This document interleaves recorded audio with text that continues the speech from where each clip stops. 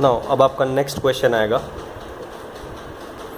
सो इस क्वेश्चन में क्या है कि वो बोल रहा है that A is a 2x2 matrix और इसकी आइगन वैल्यूज़ आपको गिवन है। First is iota and the next one is minus iota. अब ये कह रहा है that this is a 2x2 matrix over real numbers. Over real numbers means it has only real entries. ठीक है, so the options are, the first he is saying that A can't be orthogonal, B is A cannot be skew symmetric, C A cannot be symmetric, and D A can't be invertible. सो ये चीज़ें वो बोल रहा है। ठीक है, now so the only thing that is given is कि जो एंट्रीज़ हैं वो रियल हैं and the eigen values are this. ठीक है, सो 2x2 मैट्रिक्स हैं तो 2 आइगन वैल्यूज़ होंगी और दोनों आइगन वैल्यूज़ आपको गिवन है। सो दोनों आइगन वैल्यूज़ आपको गिवन है।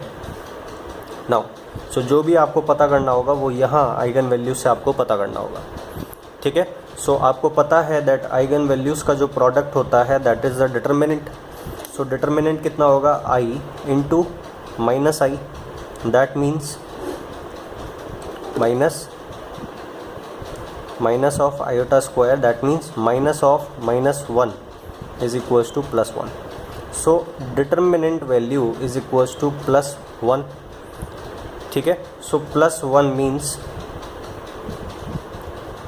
Not equals to 0 and determinant is non zero, that means inverse exist.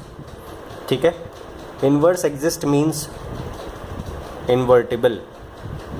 ठीक है, इट इज़ इन्वर्टिबल। सो इसका मतलब है कि ए मैट्रिक्स इन्वर्टिबल है डेफिनेटली।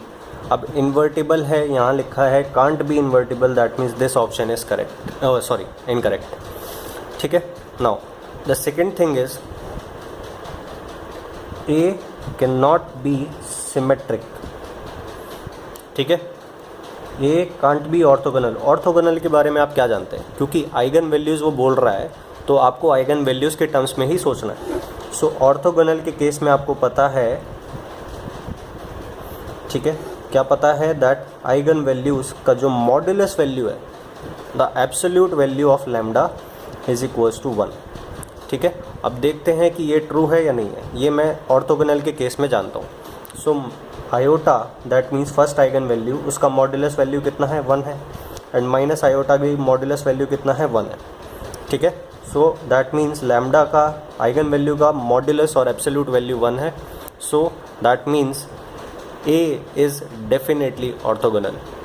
ठीक है, डेफिनेटली नहीं, बेसिकली ऑर्थोगोनल हो सकता है, तो आप ये नहीं कह सकते कि वो ऑर्थोगोनल नहीं है, पॉसिबिलिटी है।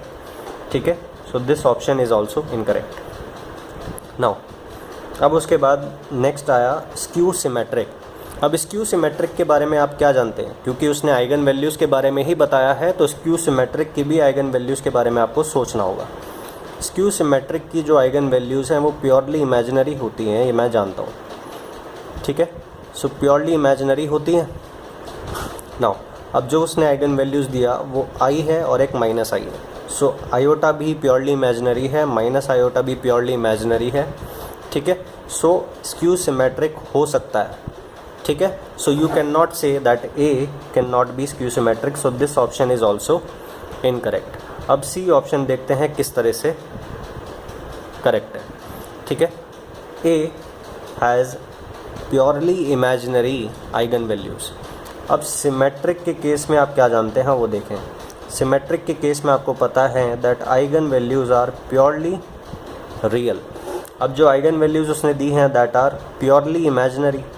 अब ए मैट्रिक्स जो हैं उसकी आइगन वैल्यूज़ अगर प्योरली इमेजिनरी है then A can not be symmetric, क्योंकि अगर ए सिमेट्रिक होता तो उसकी जो आइगन वैल्यूज़ हैं वो रियल होती, बट यहाँ प्योरली इमेजिनरी है। So A can not be symmetric, that means this is the correct option. ठीक है। सो इस तरह से आपसे क्वेश्चन पूछे जाते हैं। सो आपको पता होना चाहिए कि किस तरह से पकड़ बनानी होती है क्वेश्चन पे। यहाँ आपको आइगन वैल्यूज़ ही गिवन है बस, तो आपको आइगन वैल्यूज़ के बारे में ही सोचना है। ऑर्थोगोनल के बारे में आप क्या जानते हैं, ये जानते हैं। स्क्यू सिमेट्रिक के आइगन वैल्यूज़ के बारे में क्या जानते हैं, ये जानते हैं। सिमेट्रिक मैट्रिक्स की आइगन वैल्यूज़ के बारे में क्या जानते हैं, ये जानते हैं। फिर इन्वर्टिबल के केस में आप क्या जानते हैं, दैट डिटर्मिनेंट अगर ज़ीरो के बराबर है तो नॉन इन्वर्टिबल होगा और नॉन ज़ीरो है तो इन्वर्टिबल होगा। ठीक है। फिर डिटर्मिनेंट आपको पता है, that is product of eigen values. तो यहाँ से आपको इन्वर्टिबल नॉन इन्वर्टिबल पे कमेंट करना होगा। सो ये सब चीज़ें हैं जो आपको सोचनी होगी।